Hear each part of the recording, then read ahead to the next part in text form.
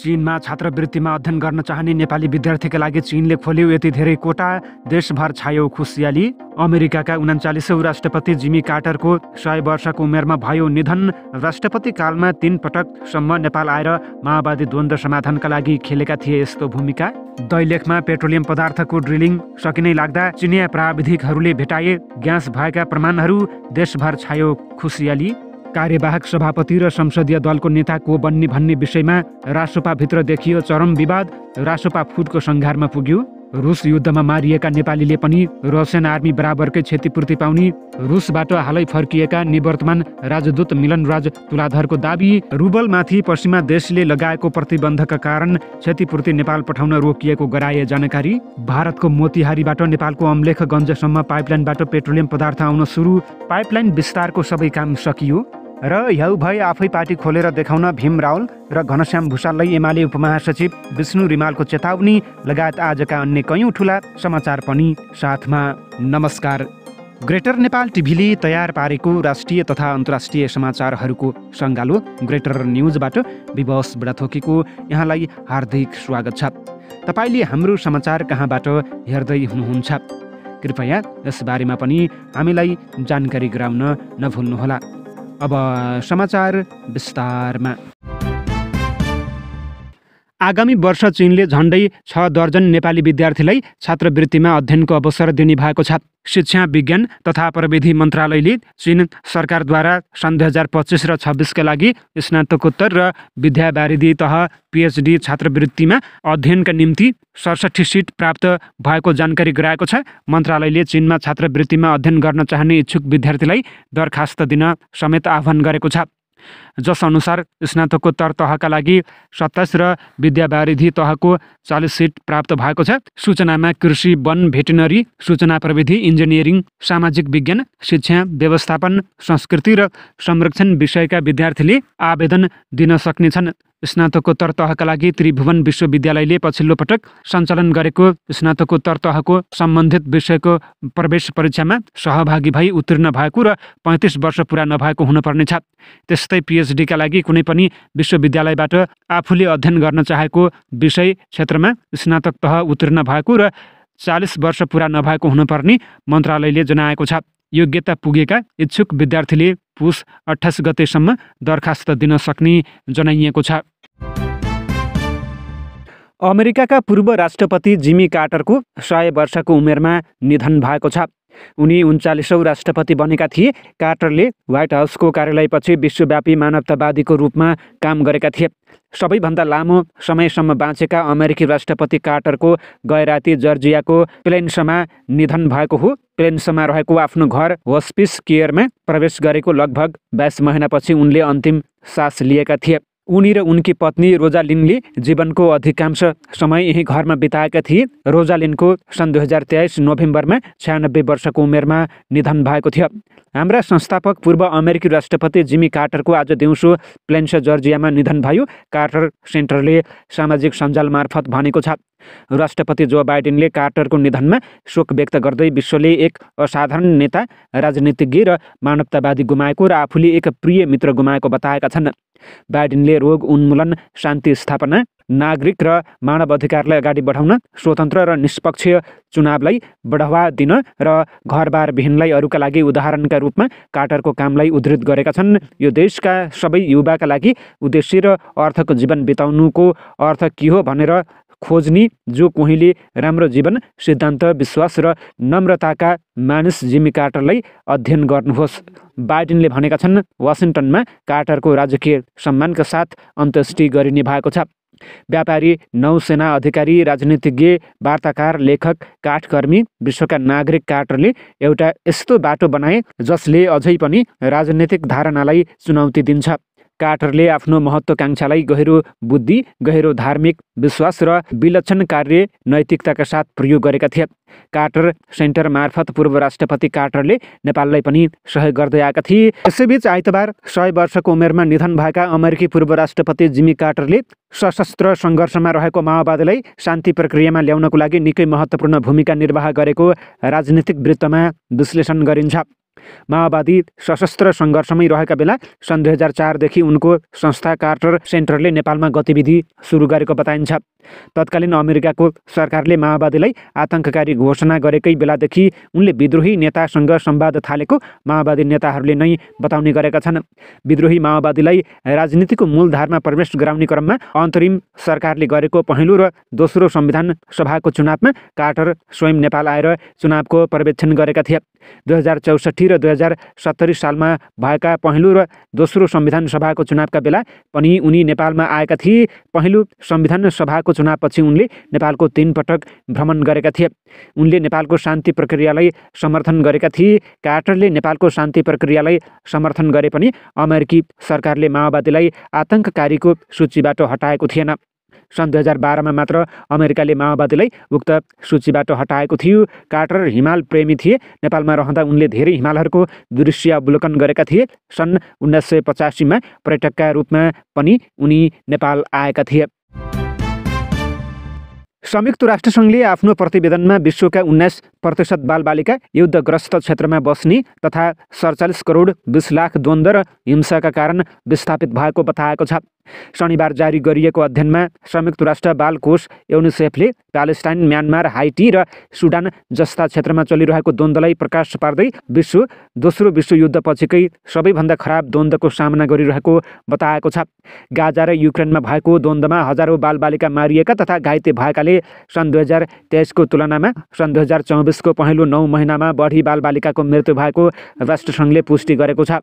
रिपोर्टका अनुसार इजरायल र प्यालेस्टाइन बीचको द्वन्द्वका कारण गत 15 महिनामा गाजामा कम्तीमा 17,492 बालबालिकाको मृत्यु भएको छ। यसैबीच युनिसेफका कार्यकारी निर्देशक क्याथरिन रसेलले सन् 2024 को द्वन्द्वमा परेका बालबालिकाका लागि रेकर्डमा सबैभन्दा नराम्रो वर्ष हुने बताएका छन्।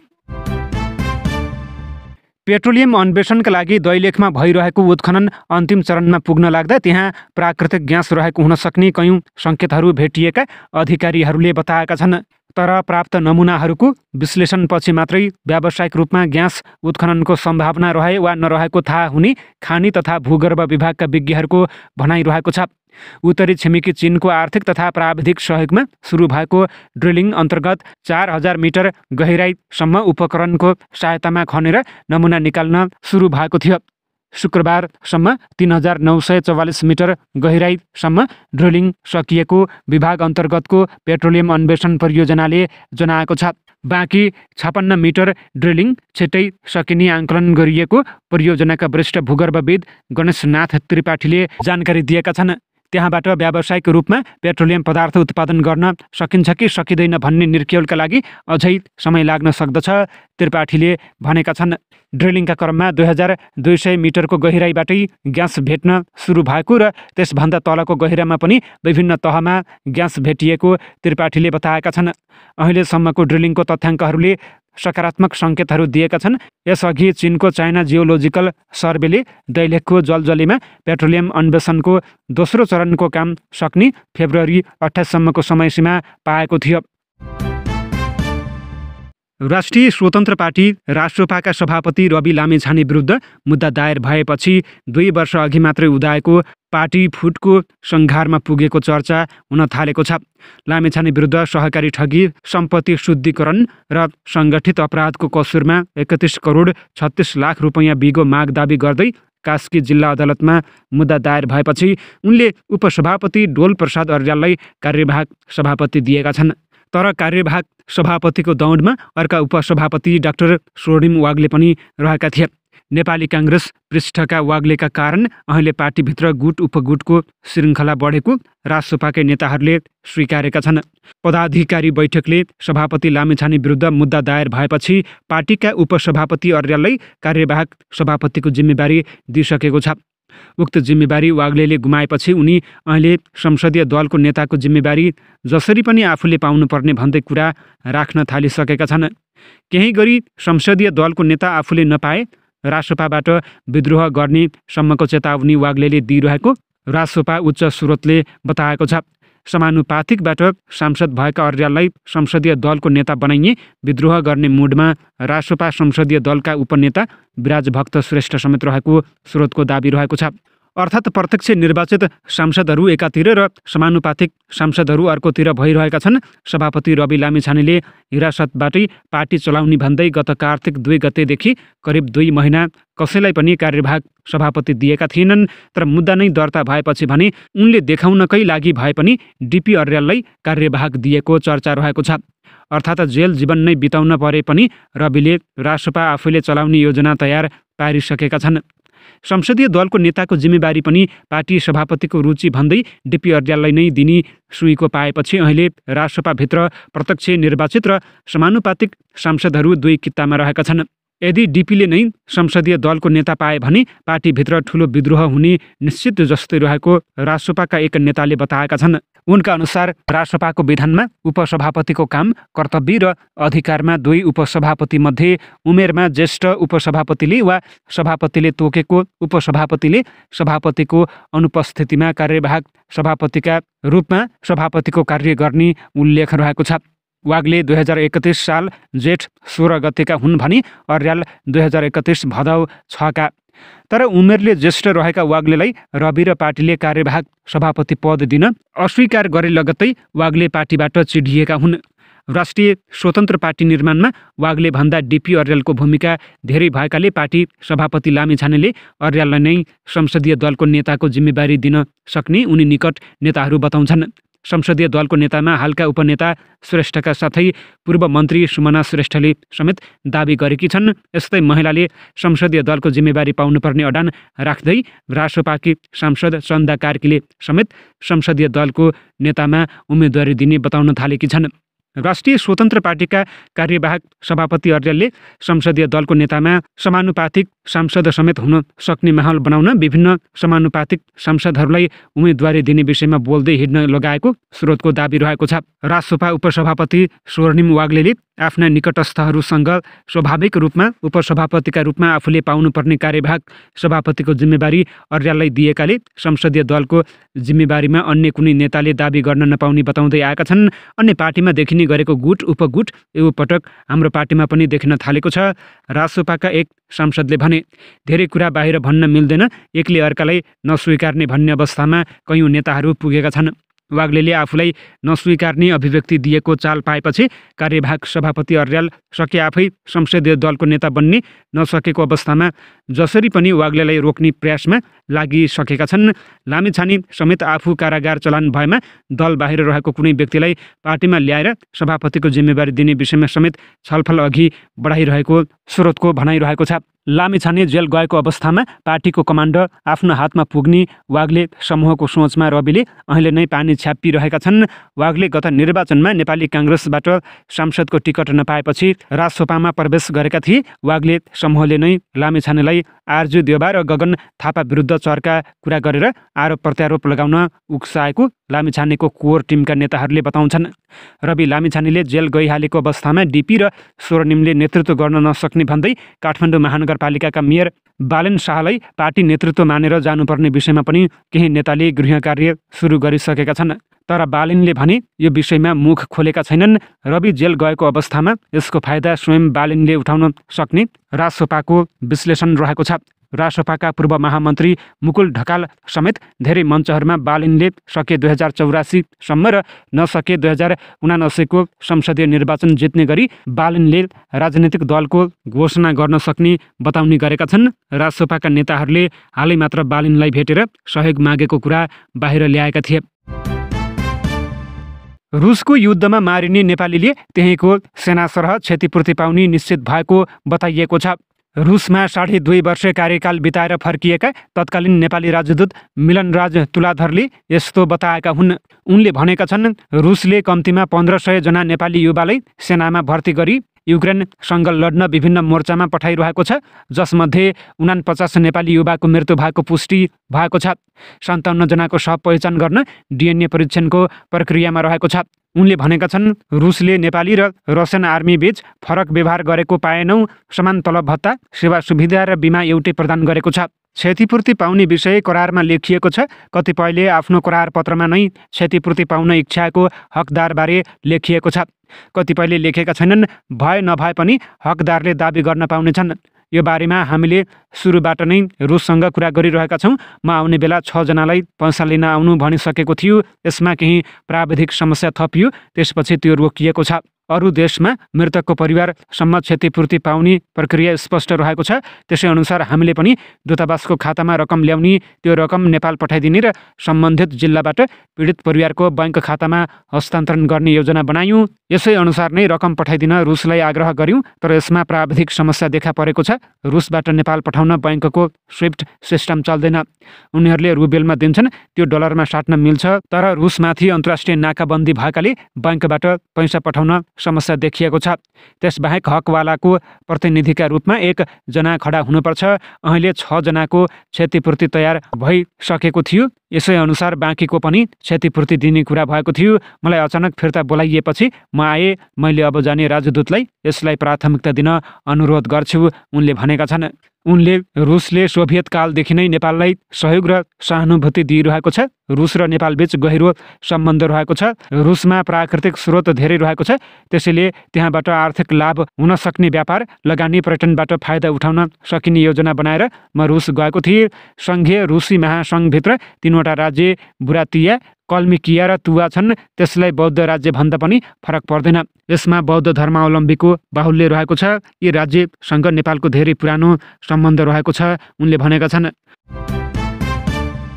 भारतको मोतिहारीदेखि बाराको अम्लेखगञ्जसम्म पाइपलाइनबाटै पेट्रोलियम पदार्थ आयात गर्न परीक्षण सुरुवात भएको छ। यसका लागि पेट्रोलियम पाइपलाइन विस्तार पुरा भएसँगै परीक्षण थालिएको हो।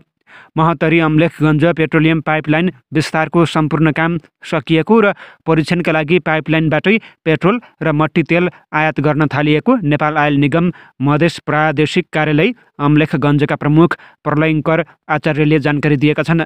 पाइपलाइन परीक्षण गर्न तत्कालका लागि विस्तार गरिएको पाइपलाइनबाटै पेट्रोल 5500 किएल र 1000 किएल मट्टी तेल ल्याएका छौँ, आचार्यले भने। पाइपलाइनबाट ल्याइएको पेट्रोलियम पदार्थको परीक्षण भइरहेको छ। यो सँगै पाइपलाइनबाटै पेट्रोलियम पदार्थको नियमित आयात गर्न आवश्यक तयारी समेत भइरहेको उनले बताएका छन्। जनवरी 2025देखि पाइपलाइनबाटै पेट्रोलियम पदार्थको नियमित आयात गर्ने भनिए पनि आवश्यक तयारी पुरा नभएकाले केही दिन ढिला हुनेछ, उनले भने। पाइपलाइन विस्तार परियोजना अन्तर्गत भारतीय आयल निगमले अम्लेखगञ्जमा रहेको डिपोमा 4100 किलोलिटर क्षमताका 2 पेट्रोल ट्याङ्क, 250 किलोलिटर क्षमताका 2 ट्रान्समिक्स ट्याङ्क, पेट्रोल ढुवानीका लागि 24 पूर्ण स्वचालित loading way refiller, pump house र प्रयोगशाला निर्माण गरेको आचार्यको भनाइरहेको छ। सोही परियोजना अन्तर्गत फायर फाइटिङ सिस्टमको स्तर उन्नति, पानी र तेल छुट्याउने OWS सिस्टम तथा PMCC कक्षा समेत निर्माण गरिएको छ। नेकपा एमालेका उपमहासचिव विष्णु रिमालले पार्टीले हटाएका पूर्व उपाध्यक्ष भीम रावल र पूर्व एमाले तथा हाल नेकपा एकीकृत समाजवादीको महासचिव रहेका घनश्याम भुसाललाई याउ भए पार्टी गठन गर्न वा आफ्नो घर निर्माण गरेर देखाउन चुनौती दिएका छन्। आइतबार बिहान सामाजिक सञ्जालमा रावलप्रति कटाक्ष गर्दै रिमालले 39 साल यता आफूहरू निरन्तर पार्टी सङ्गठन निर्माणमा लागिरहेको, तर रावल र भुसाल सधैँ पार्टीभित्र विवादका लागि मौकाको खोजमा रहेको आरोप लगाएका छन्। कवितात्मक शैलीमा रिमालले लेखेका छन्, अनवरत किचकिच गरेर बसिरहे, प्रत्येक चुनौती चिर्दै पार्टीले उचाइ छोएको बेला सुरु भएको विवादमा हामी एकताको पक्षमा उभियौँ। उनले विभाजनको बाटो रोजे, बाटो मात्र रोजेनन्, त्यो समूहलाई पनि बिचमै छोडे, अन्तै दौडिए।